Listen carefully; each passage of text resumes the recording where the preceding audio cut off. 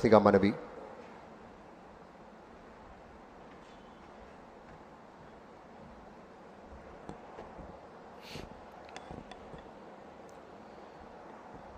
ఈ వేదికపై నిలబడి మాట్లాడే అవకాశం కల్పించిన ఆంధ్ర రాష్ట్ర ప్రజలకి, గౌరవ ముఖ్యమంత్రి చంద్రబాబు నాయుడు గారికి, గౌరవ ఉప ముఖ్యమంత్రి పవన్ అన్నకి, రాజమండ్రి ఎంపీ గౌరవ పురంధేశ్వరి గారికి, ఈ సమావేశానికి విచ్చేసిన అధికారులు, ప్రజాప్రతినిధులు అందరికీ పేరు పేరున నా హృదయపూర్వక నమస్కారాలు. జూన్ 4వ తారీఖు నాడు రాష్ట్ర చరిత్రనే మార్చిన రోజు, ప్రజాస్వామ్యం గెలిచిన రోజు, బాబాసాహెబ్ డాక్టర్ బిఆర్ అంబేద్కర్ గారు రాసిన రాజ్యాంగం గొప్పతనం ఏంటో ప్రజలు చూపించిన రోజు. అందరూ కూటమి గెలిచింది, తెలుగుదేశం పార్టీ గెలిచింది, జనసేన పార్టీ గెలిచింది, లేదంటే భారతీయ జనతా పార్టీ గెలిచింది అంటున్నారు. కానీ గెలిచింది కూటమి పార్టీలు కాదు, గెలిచింది ఆంధ్ర రాష్ట్ర ప్రజలు. 94% స్ట్రైక్ రేట్ అంటే 175 స్థానాల్లో 124 స్థానాలు కూటమి కైవసం చేసుకుంది. ప్రజలు రికార్డు బద్దలు కొట్టారు, చరిత్ర తిరిగి రాశారు. ఇది ప్రజా విజయం. రాజ్యాంగం ఎంత గొప్పదైనా దాన్ని అమలు చేసేవారు చెడ్డవారైతే చెడ్డ ఫలితాలు వస్తాయని ఆనాడు డాక్టర్ బిఆర్ అంబేద్కర్ గారు అన్నారు. గత 5 ఏళ్ళ విధ్వంస పాలన మనందరం చూసాం. 10 లక్షల కోట్ల అప్పు చేశారు, ఆంధ్రప్రదేశ్ని అప్పుల ప్రదేశ్గా మార్చేశారు. ఒక కొత్త కంపెనీ తీసుకురాకపోగా ఉన్న కంపెనీల్ని పక్క రాష్ట్రానికి తరిమేసే పరిస్థితి మనందరం చూసాం. దేశంలో ఎక్కడైనా పెట్టుబడులు పెడతాం కానీ ఒక్క ఆంధ్ర రాష్ట్రంలో మటుకు మేము పెట్టుబడులు పెట్టమని ఆనాడు లూలు సంస్థ ఏకంగా బహిరంగంగా చెప్తాం జరిగింది. అలాంటి పరిస్థితిలో ఆనాడు ఆంధ్ర రాష్ట్రం ఉంది. ఒక్క రోడ్డు వేయలేదు, కనీసం రోడ్డు పైన ఉన్న గుంటలు కూడా ఆనాడు పూడ్చలేదు. ఒక్క సాగునీటి ప్రాజెక్ట్ పూర్తి చేయలేదు. వరం లాగున్న డ్రిప్ ఇరిగేషన్ ఏకంగా ఇచ్చే సబ్సిడీ కూడా రద్దు చేశారు. ఇంకా వెలుగొండ ప్రాజెక్ట్ పూర్తి కాకుండా ముందల్నే జాతికి అంకితం చేసే సందర్భాలు మనం చూసాం. కప్పుడు నీళ్లు పోసి కుప్పంకు నీరు తీసుకొచ్చామని ఆనాటి పాలకులు అన్నారు. కడప స్టీల్ ప్లాంట్కి 2 సార్లు శంకుస్థాపన చేశారు, అక్కడ కనీసం ఒక్క ఇటుక కూడా పడలేదు. ఇంకా విశాఖపట్నంలో ఒక్క వ్యక్తి బతికేదానికి 700 కోట్లతో ఒక రాయల్ ప్యాలెస్ కట్టుకున్నారు తప్ప విశాఖ ఉక్కు గురించి కానీ అదేవిధంగా రైల్వే జోన్ గురించి ఏనాడు మాట్లాడలేదు. 5 ఏళ్ళు అరాచక పాలన, శంకుస్థాపన చేశారు, అక్కడ కనీసం ఒక్క ఇటుక కూడా పడలేదు. ఇంకా విశాఖపట్నంలో ఒక్క వ్యక్తి బతికేదానికి 700 కోట్లతో ఒక రాయల్ ప్యాలెస్ కట్టుకున్నారు తప్ప విశాఖ ఉక్కు గురించి కానీ అదేవిధంగా రైల్వే జోన్ గురించి ఏనాడు మాట్లాడలేదు. 5 ఏళ్ళు అరాచక పాలన ప్రజలు చూశారు. ఏకంగా దళితుల్ని చంపి డోర్ డెలివరీలు చేసిన రోజులు ప్రజలు చూశారు. కోవిడ్ సమయంలో మాస్క్ అరిగినందుకు ఒక డాక్టర్ని ఎంత కిరాతకంగా చంపారో ప్రజలు చూశారు. అక్కని వేధించాడని కంప్లైంట్ చేసిన ఒక అమర్నాథ్ గౌడ్ని ఏకంగా పెట్రోల్ పోసి తగలబెట్టి చంపేసిన రోజులు ప్రజలు చూశారు. ప్రశ్నిస్తే లాఠీ దెబ్బలు, కేసులు, అరెస్టులు. ఇంకా విధ్వంస పాలనపై ప్రజలు తిరుగుబాటు చేశారు. అందుకే పెద్ద ఎత్తున కూటమిని ప్రజలు ఆశీర్వదించారు, దీవించారు. సుపరిపాలనలో మనం తొలి అడుగు వేశాం. 5 ఏళ్ళు రాష్ట్ర విధ్వంసం చేసిన వారు ఈరోజు ప్రజాప్రభుత్వం ఏం చేసిందని ప్రశ్నిస్తారు. వాళ్ళని సూటిగా కొన్ని సమాధానాలు చెప్పదలుచుకున్నా. ప్రభుత్వం వచ్చిన తర్వాత ప్రజలు ఈరోజు ప్రశాంతంగా ఉంటున్నారు. ప్రజాప్రభుత్వం వచ్చిన తర్వాత ప్రజల ముఖంలో చిరునవ్వు ఈరోజు కంపడుతుంది. ప్రజాప్రభుత్వం వచ్చిన తర్వాత ప్రజా సంఘాలకు ప్రశ్నించే హక్కు కూడా ఈరోజు కూటమి ప్రభుత్వం అందించింది. నియంత పాలన నుంచి ప్రజలకి నిజమైన స్వాతంత్రం ఈరోజు వచ్చింది. అది అన్ని సాధించామని కూటమి ప్రభుత్వం కాలర్ ఎగరేసుకుని తిరగట్లేదు. ఇంకా చేయాల్సిన చాలా పనులు మన ముందర ఉన్నాయి. గత పాలకులు 1000 రూపాయలు పెన్షన్ పెంచేదానికి 5 సంవత్సరాలు తీసుకుంటే మన ముఖ్యమంత్రి గారు తొలి నెలలోనే 1000 రూపాయలు పెన్షన్ పెంచింది మనం చూసాం. దేశంలో ఏ రాష్ట్రం ఇవ్వని విధంగా వృద్ధులకి 4000 రూపాయలు, వికలాంగులకి 6000 రూపాయలు, బెడ్కే పరిమితమైన వారికి 15000 రూపాయలు ఈరోజు కూటమి ప్రభుత్వం అందిస్తుంది.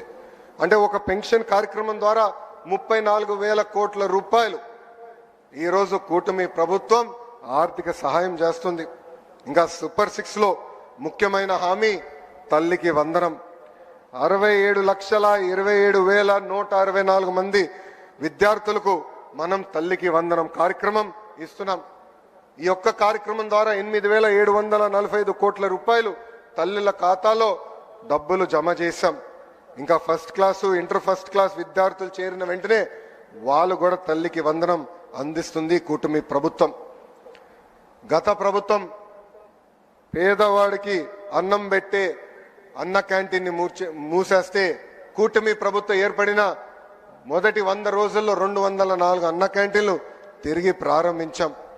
ఈరోజు దీపం పథకం కింద 2 కోట్ల గ్యాస్ సిలిండర్లు కూడా ఉచితంగా అందజేస్తాం జరిగింది. గత ప్రభుత్వం ఒక్క డిఎస్సి కూడా ఇవ్వలేదు, ఒక్క టీచర్ పోస్ట్ భర్తీ చేయలేదు.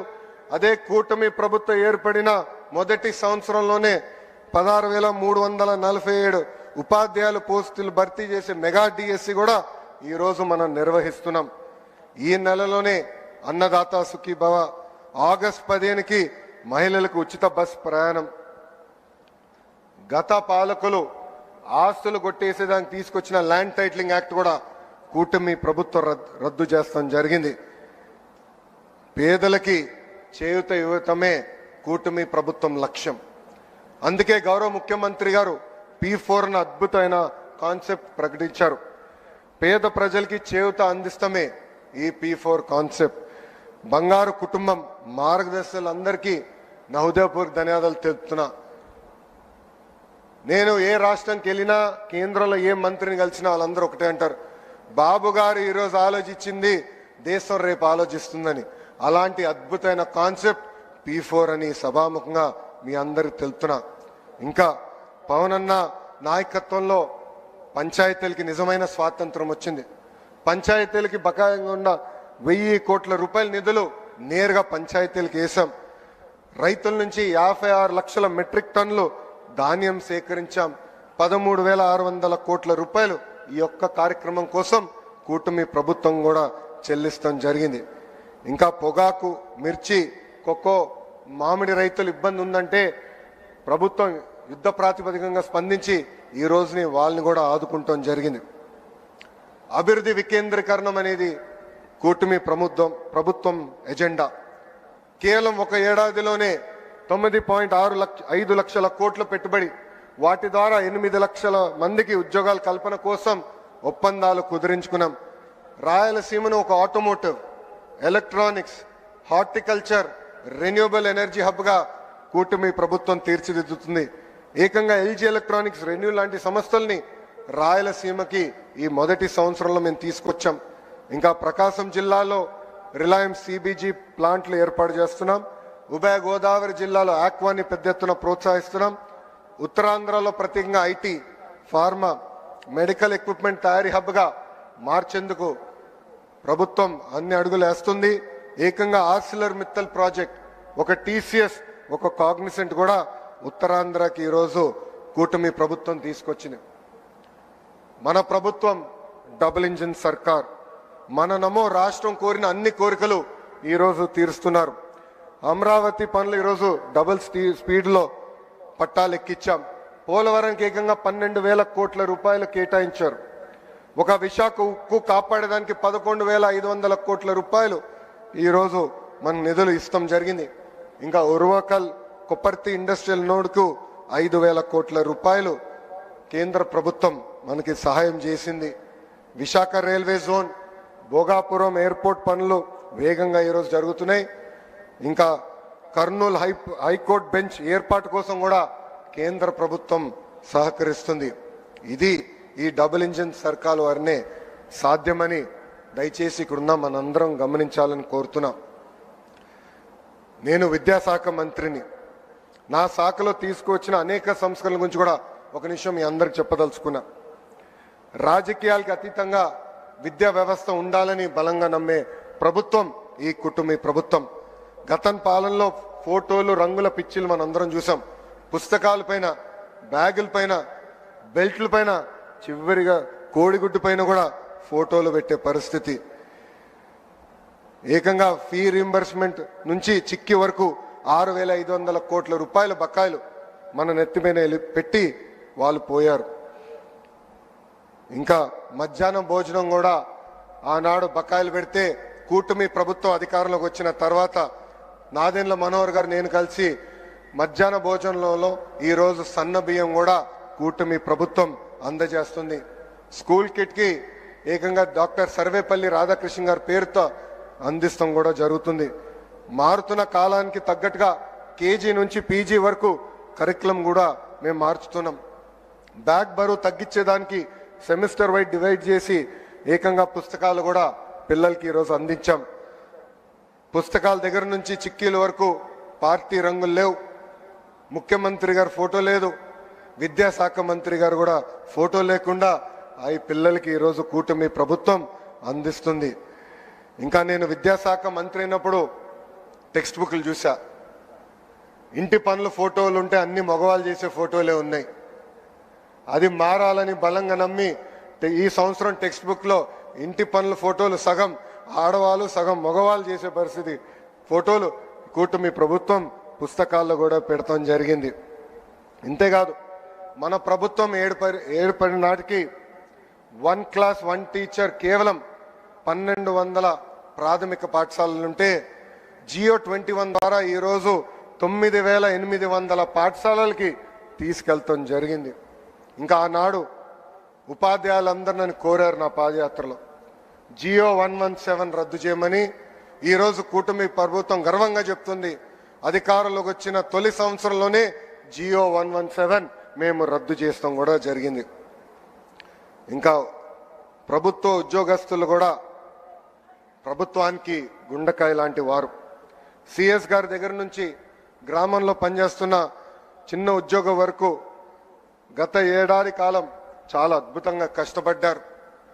దారి తప్పిన రాష్ట్రాన్ని సరైన దారిలో మనందరం పెడతాం జరిగింది. ముఖ్యంగా నా టీచర్లు నాకు అద్భుతంగా సహకరించి ఈరోజు భారతదేశానికి ఒక పారదర్శకంగా నిలబడే పరిస్థితికి తీసుకొచ్చారు. గత ప్రభుత్వంలో మన ఉద్యోగస్తులను ఎట్లా వేడిచ్చారో మనందరం చూసాం. ఉపాధ్యాయులను ఏకంగా లిక్కర్ షాప్ ముందల నిలబెట్టి కాపలా నుంచోబెట్టారు. జీతం ఎప్పుడు వస్తుందో తెలియని పరిస్థితి. అలాంటిది కూటమి ప్రభుత్వం ఏర్పడిన తొలి నెల నుంచే 1వ తారీఖు నాడే ఉద్యోగస్తుల జీతాలు కూడా మేము చెల్లిస్తున్నాం. ఏదైనా సమస్య వస్తుంటే కూర్చుని మనందరం మాట్లాడుకుంటున్నాం. సంఘాలకి ఏమైనా ఇబ్బంది ఉందంటే మన తలుపులు తెరిచి వాళ్ళని ఆహ్వానించి కూర్చుని మాట్లాడే పరిస్థితి మనందరం ఈరోజు తీసుకొచ్చాం. నేను ఇప్పటికీ 65 ప్రజా దర్బారులు చేశా.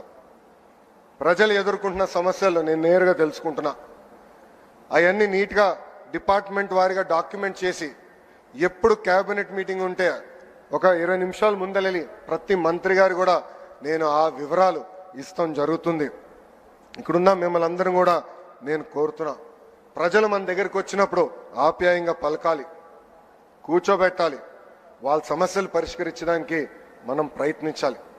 అన్ని సమస్యలు దేవుడు కూడా పరిష్కరించలేరు, కానీ మన వంతు మనం ప్రయత్నించాలని ఇక్కడున్న ప్రభుత్వ ఉద్యోగస్తులందరినీ కూడా నేను కోరుతున్నా. అంతేకాకుండా ఎమ్మెల్యేలు ఎంపీలు కూడా నేను ఒక విషయం చెప్పదలుచుకున్నా. ప్రజలు ఒక పవిత్రమైన బాధ్యతతో మనందరినీ 94% మందిని ఏకంగా గెలిపించారు. మన పైన ఒక బాధ్యత పెంచారు. మనందరం కష్టపడాలా, అహర్నిశలు అందుబాటులో ఉండాలా. మన నియోజకవర్గానికి ఒక విజనింగ్ ఎక్సర్సైజ్ ఈరోజు గౌరవ ముఖ్యమంత్రి గారు ప్రజెంట్ చేయబోతున్నారు. ఆ విజనింగ్ ఎక్సర్సైజ్ అధికారులతో కూర్చుని డెవలప్ చేసి రాబోయే రోజులు అంటే వచ్చే 4 సంవత్సరం మన నియోజకవర్గాన్ని ఎలా అభివృద్ధి చేయాలి అనే దానిపైన అందరం కూర్చుని పనిచేయాల్సిన అవసరం చాలా చాలా ఉంది. నేను అనేక కంపెనీల ఓపెనింగ్కి వెళ్ళినప్పుడు కానీ ఫౌండేషన్ స్టోన్ వేసినాక వెళ్ళినప్పుడు అక్కడున్న శాసనసభ్యులందరినీ కోరేది ఒకటే, మనందరం పోటీ పడాలి, మన నియోజకవర్గానికి పెట్టుబడులు తీసుకురావాలి. ఆ పోటీతత్వం వల్లనే మనందరం ముందరికెళ్ళొచ్చు, మన నియోజకవర్గాన్ని మనం అభివృద్ధి చేసుకోవచ్చు. మనం గతంలో చూసాం 151 స్థానాలు 11 అయింది. దానికి కారణం ఒకటే, అహంకారం. అహంకారం మనకు అవసరంలా, ప్రజలకు అందుబాటులో ఉండాలా, వాళ్ళ సమస్యలు తెలుసుకోవాలా, అహర్నిశలు పరిష్కరించే మార్గంలో మనందరం కలిసికట్టుగా నడవాలని ఈ సభాముఖంగా కోరుకుంటూ, సంవత్సరం అయింది, సుపరిపాలన తొలి అడుగు మాత్రమే, చేయాల్సిన అనేక కార్యక్రమాలు ఉన్నాయి, కలిసికట్టుగా చేద్దాం. అన్ని రంగాల్లో భారతదేశంలోనే ఆంధ్రప్రదేశ్ని నంబర్ 1 చేసే బాధ్యత ఇక్కడ కూర్చున్న మనందరిపైన ఉందని ఈ సభాముఖంగా తెలుపుకుంటూ, నాకు ఇంత అద్భుతమైన అవకాశం ఇచ్చిన గౌరవ ముఖ్యమంత్రి చంద్రబాబు నాయుడు గారికి, ఉప ముఖ్యమంత్రి పవన్ అన్నకి, బీజేపీ రాష్ట్ర అధ్యక్షురాలు పురంధేశ్వరి గారికి నా హృదయపూర్వక ధన్యవాదాలు తెలుపుకుంటూ మీ అందరి దగ్గర నుంచి సెలవు తీసుకుంటున్నా.